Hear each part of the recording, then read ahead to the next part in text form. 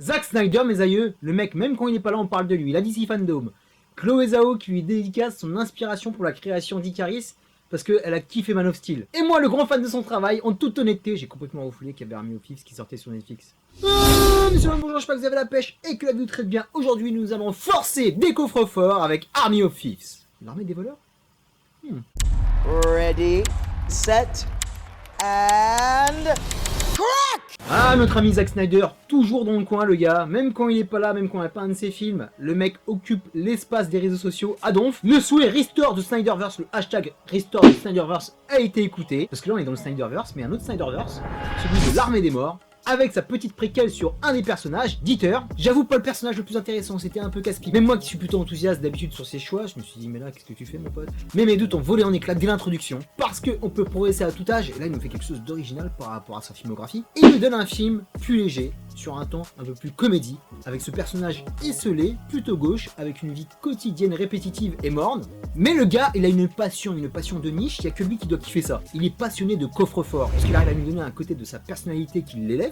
Il a une relation complètement charnelle avec ses coffres-forts. La façon dont le patrimoine historique est compté, c'est vraiment passionnant. Et de plus, la beauté architecturale te frappe à la gueule. C'est vraiment des pièces de musée sur lesquelles je ne me serais jamais attardé. C'est archi divertissant. Dès la première action, il va forcer un coffre. L'animation qui va avec, le suspense, la bande son, ça donnait un rendu impeccable. Mais ça suffisait pas parce qu'il fallait de l'enjeu, il fallait une mission. Et c'est là que la team des braqueurs va être introduite par Nathalie Emmanuel, Gwendoline Starr. Et les personnages sont tous bien dépeints, c'est une sorte de Suicide Squad qui rencontre Ocean Eleven, avec certains ou certaines qui sont plus attractifs que d'autres qui vont passer à l'as un peu plus loin, mais c'était plutôt aussi bien foutu, dynamique et fun. So, is it like in a movie film where each one of us has a different skill set and it's only working together that we can pull off that which needs the pulling off?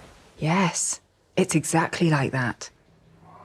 En même pas 20 minutes, j'ai été engagé parce qu'en plus de l'action qui s'annonçait prometteuse, il y avait une vraie relation entre eux, un background exploré, des petites fêlures et peut-être de l'amour. Parlons action avec les braquages, ça va super vite. On ne s'attarde pas sur le plan, on va directement dans la banque. Il y a un contraste complet entre la team qui est plutôt bien rodée parce qu'ils ont fait beaucoup de bracos, éditeur qui découvre ce monde, qui est complètement en flip. Le mec stresse un maximum, en plus le mec il est bourré de tics. Son petit rituel avant d'attaquer le coffre-fort, c'était à mourir de rire. Et le mariage des styles opérait bien, que ce soit l'action d'infiltration, l'action où tu rentrais un peu plus dedans, et avec le côté comique d'Auditeur. Sébastien sur ce film. Tu pas tout de suite s'appeler éditeur le mec. Bah ouais, mais dans une préquelle, faut expliquer. Et il y a quelques clins d'œil aussi à l'Armée des Morts, parce que on voit que l'invasion des zombies a commencé à Vegas. Tu vois que le mec angoisse à mort, parce que ils ont peur que ça arrive en Europe. Et transition toute trouvée avec l'architecture du vieux continent, on est vraiment dans un film européen. Avec une présence policière, parce que c'est important, incarné par Jonathan David, tu ouf ou quoi? Jonathan Cohen qui a activé le mode sérieux, c'est un keuf qui est déterminé, il a un bif avec ce gang de braqueurs, il est déterminé à les arrêter, et monsieur m'a étonné parce qu'il est pas du tout dans la comédie, mais à fond les ballons dans ce rôle de flic traumatisé. Ce n'est pas non plus Al Pacino dans Hit, mais franchement sa performance était appréciable. Bravo Jonathan. Et là, encore étonnant par rapport à Zack et sa team, c'est que on n'a pas privilégié l'action, comparé à d'habitude.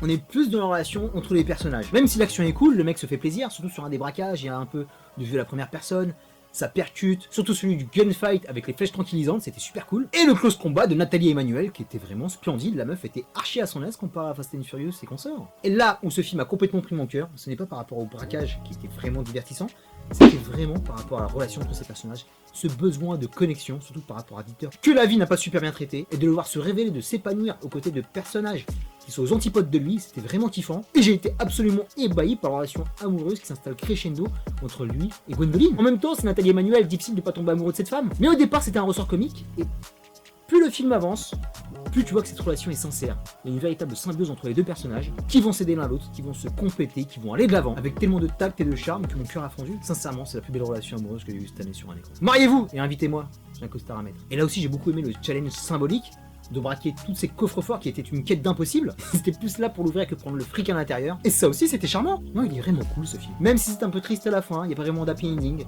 Mais l'épilogue ouvre sur l'Armée des Morts. Et oui, on n'aura sans doute pas les suites de la Justice League façon Zack Snyder. Mais en tout cas, cet univers est vraiment sympa. J'ai beaucoup aimé le premier, même je suis peut-être un des seuls à l'avoir aimé. Et apparemment, une séquelle est en préparation. Donc oui, mon pote, je te le conseille. C'est un film fun avec lequel tu vas passer un bon moment. Pas le film de l'année, mais il a un petit cœur sincère qui te réchauffera avec l'arrivée de l'hiver. Terminus pour l'Armée des Morts. Je te dis à très bientôt pour la prochaine vidéo. D'ici là, porte-toi bien. Merci pour tes likes, tes partages, tes commentaires. Est-ce que tu aimes l'Armée des Morts? Qu'est-ce que tu en as pensé? Est-ce que tu aimes cet univers Zack Snyderien? Plein de gros bisous. Peace and love. What are you doing? I'm warming up my instruments.